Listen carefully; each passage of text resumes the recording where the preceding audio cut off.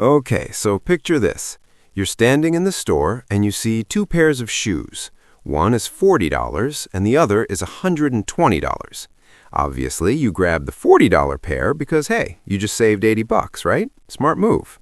Except 3 months later, the sole is peeling off, the stitching is coming apart, and you're back in that same store buying another pair. And then another pair 6 months after that. By the end of the year, you've spent $120 on cheap shoes anyway, except now your feet hurt, you wasted 3 separate trips to the store, and you got nothing to show for it.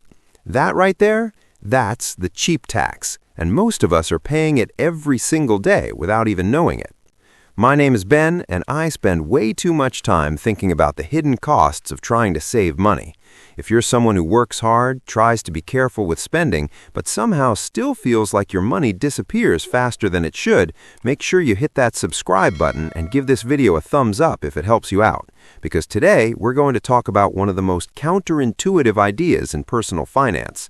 The idea that going cheap is actually one of the most expensive decisions you can make.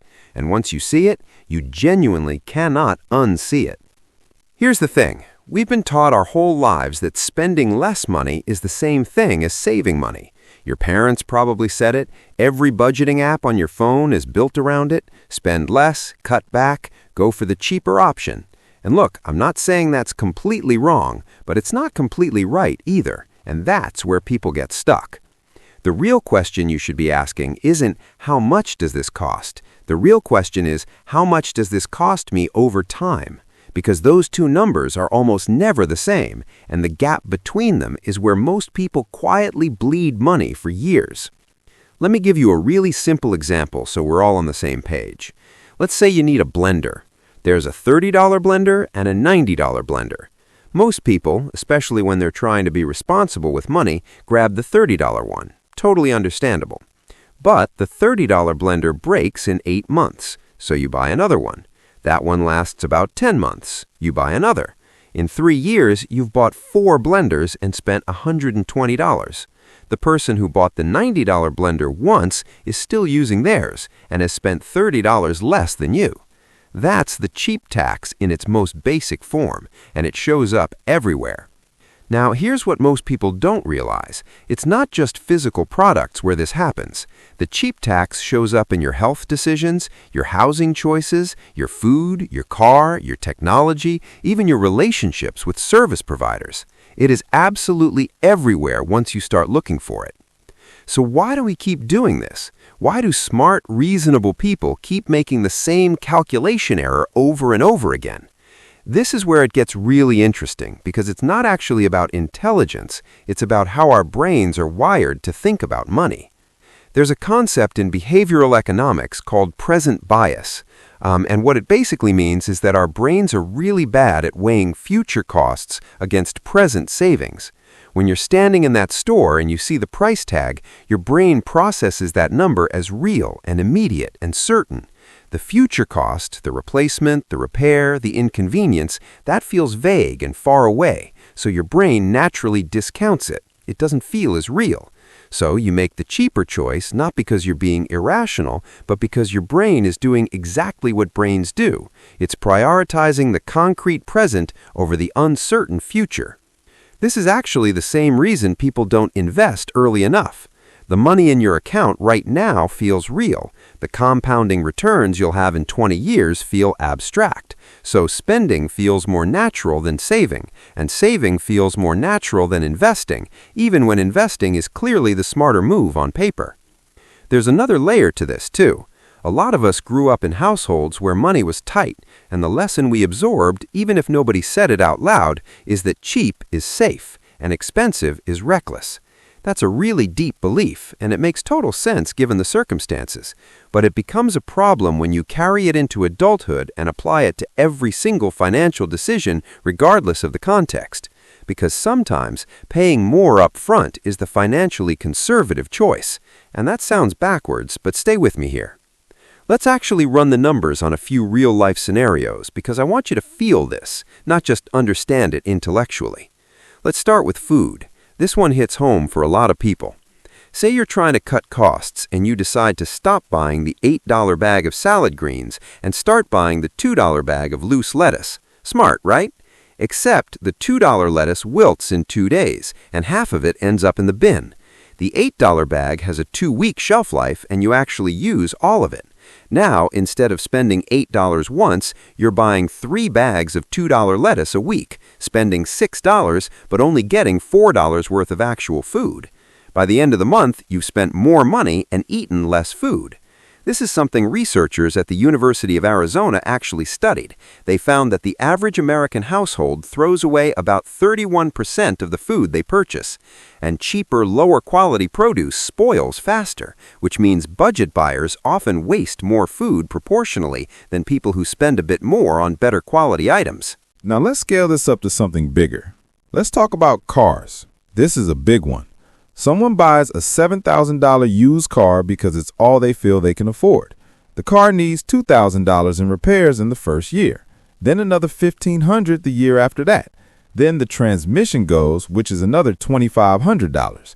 In 3 years, they've spent $11,000 on a car, and they're still driving something unreliable that stresses them out every morning. Meanwhile, someone else bought a $12,000 used car with a clean service history. 3 years of basic maintenance cost them maybe $1,800 total. They spent $13,800 versus $11,000, but the $11,000 car is on its 3rd major repair and counting. The math gap closes fast, and that's before you factor in the stress, the missed work days, the rideshare bills when the car was in the shop. Here's a number I want you to sit with. According to data from the Consumer Expenditure Survey, lower-income households in the United States spend a higher percentage of their income on appliances and home goods than middle-income households. Not a higher dollar amount, a higher percentage. That means people who can least afford to waste money are often wasting more of it proportionately on cheap goods that break down faster. It's a brutal cycle, and it's one that nobody talks about enough. Now, you might be thinking, okay, Ben, but some people genuinely cannot afford the better option up front. And that's a real valid point that we absolutely need to address. Because I'm not up here telling people to just spend more money like that's easy to do. That would be a ridiculous thing to say.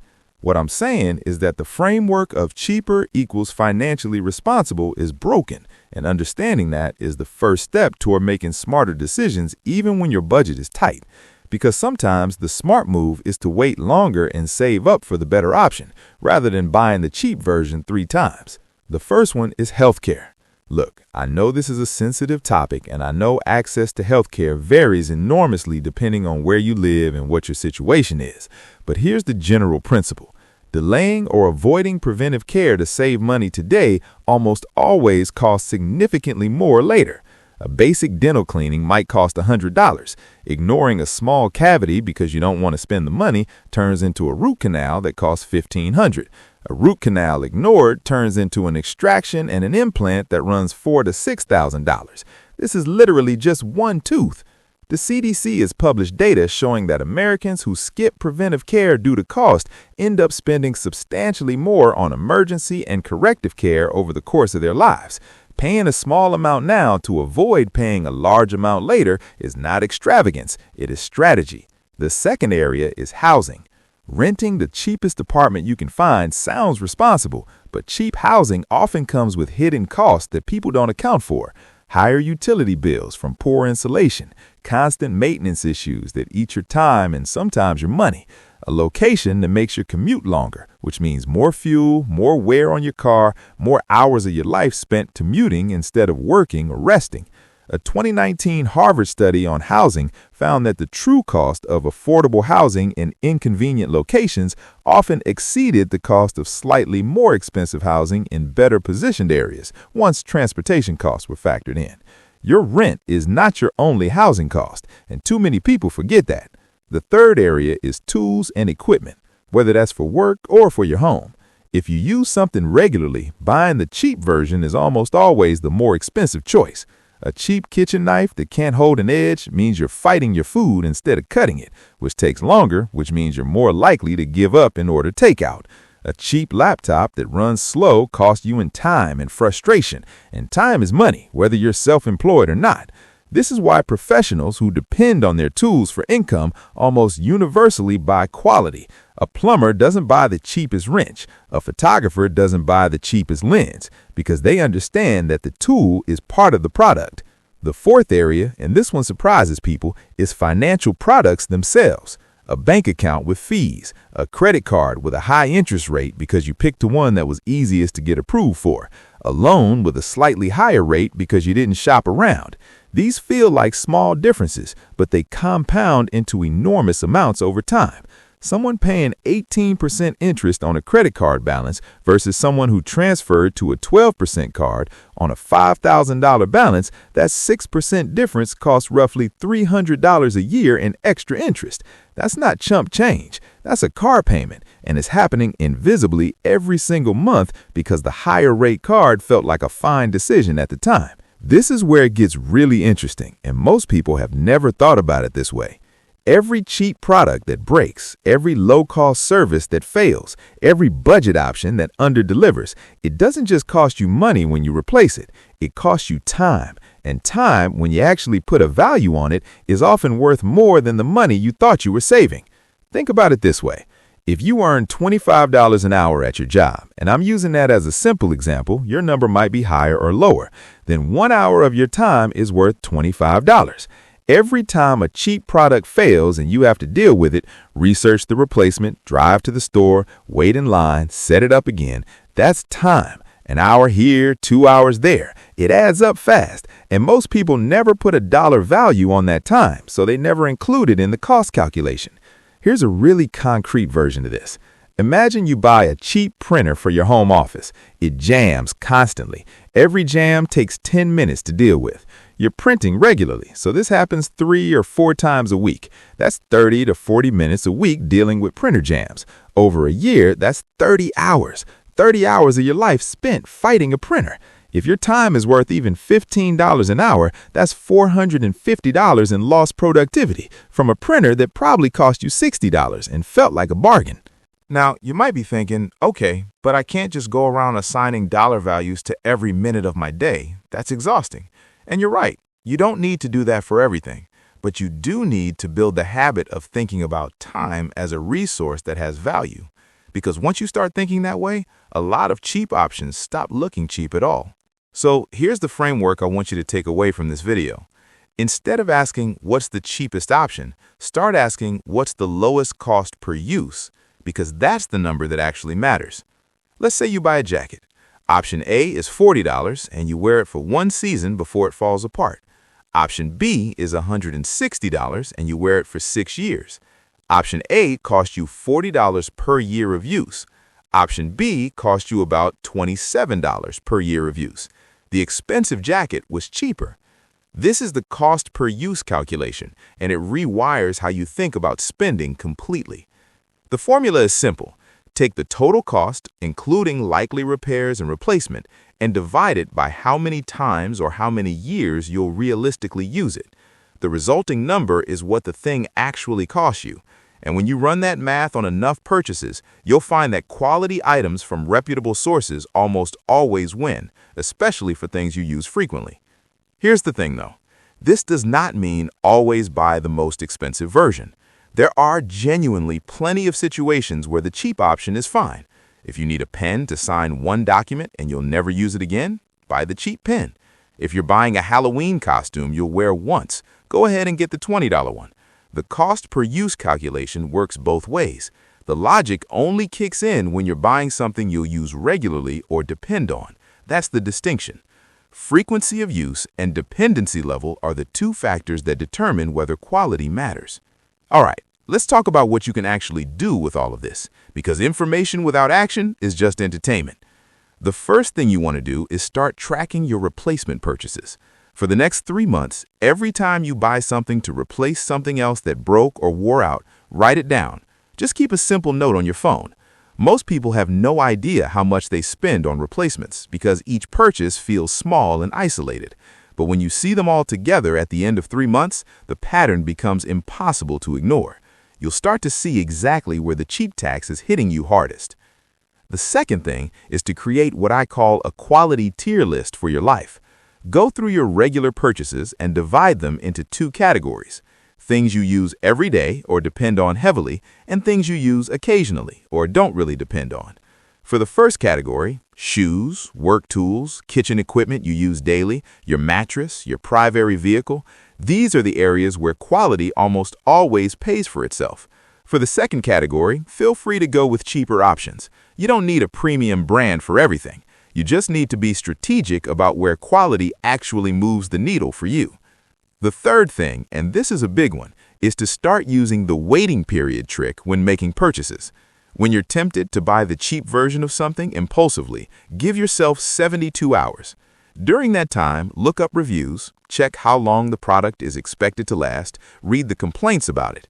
Most of the time, a quick search will tell you everything you need to know about whether a budget option is genuinely good value or just cheap. Consumers are vocal, and that information is freely available. Use it.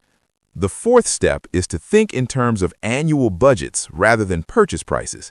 Instead of saying, I have $40 for shoes, try framing it as, I have $100 per year for shoes. That shift in thinking automatically makes you consider longevity. A $40 pair that lasts 6 months and $100 pair that lasts 2 years both cost $50 a year, but you can see the comparison clearly when you're thinking in annual terms rather than just sticker prices. Look, here's what I really want you to take away from this. The goal of being smart with money isn't to spend as little as possible in each individual moment. The goal is to spend well over time so that your money actually works for you instead of quietly leaking away through the cracks. Cheap things feel responsible. They feel like discipline. But a lot of the time, they're just postponing a larger expense while adding stress, wasted time, and frustration to your life. The people who build genuine financial security aren't usually the ones who cut every corner and buy the cheapest option available. They're the ones who have learned to see the full cost of a decision, the replacement costs, the time costs, the opportunity costs, and make choices based on that complete picture. That's a skill, and like any skill, it gets easier the more you practice it. You now have the framework. You know about the cheap tax. You know about cost per use. You know about present bias and why our brains push us toward the cheaper sticker price even when the math doesn't support it. Now the work is in applying it, one purchase at a time, building the habit of asking better questions before you hand over your money. If you found this useful, go ahead and hit that like button. It genuinely helps other people find this content. And if you want more videos about the real math behind everyday financial decisions, subscribe because that's exactly what we do here. I'll see you in the next one.